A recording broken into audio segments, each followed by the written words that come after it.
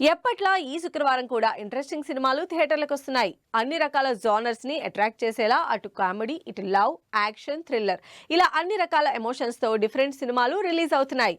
మరి వీటిలో ఏ cinema audience ని అట్రాక్ట్ చేసే ఛాన్స్ ఉందో let's have a look. August 2 ఈ శుక్రవారం 5-6 చిన్న సినిమాలతో కలిపి 2 మిడ్ రేంజ్ హీరోల సినిమాలు రిలీజ్ కాబోతున్నాయి. వీటిలో కంటెంట్ తో కాకుండా కాంట్రవర్సీతో హైలైట్ అవుతున్న సినిమా తిరగబడర సామి. రాజ్ తరుణ్, మాల్వి నటించిన తిరగబడర సామి సినిమా ప్రమోషన్లతో పాటు కావలసినంత కాంట్రవర్సీతో సినిమా మీద ఆడియన్స్ లో ఇంట్రెస్ట్ క్రియేట్ చేసింది. ట్రైలర్స్ తో పర్వాలేదు అనిపించిన రాజ్ తరుణ్ కి కాంట్రవర్సీ ఏమైనా హెల్ప్ అయ్యి కలెక్షన్లు కూడా తెచ్చిపెడుతుందేమో అని వెయిట్ చేస్తోంది టీం. శుక్రవారం ఈ థియేటర్లలోకి వస్తున్న మరో సినిమా బడ్డీ.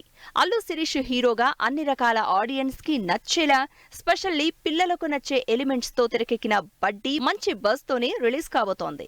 ఈ సినిమా కోసం టికెట్ రేట్లను భారీగా తగ్గించి మరీ ఆడియన్స్ ని అట్రాక్ట్ చేయడానికి ప్లాన్ చేసింది టీం. మరి ఈ ప్లాన్ ఏ రేంజ్ లో వర్కౌట్ అవుతుందో శుక్రవారం అయితే కానీ చెప్పలేమంటున్నారు యూనిట్.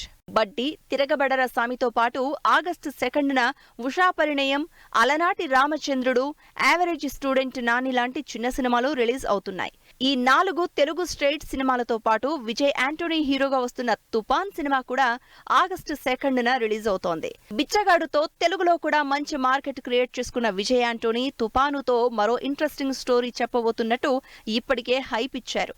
అంతేకాదు ఈ సినిమాని తెలుగులో కూడా బాగా ప్రమోట్ చేసిన విజయ్ ఈసారి ఎలాంటి రిజల్ట్ అందుకుంటారో చూడాలి.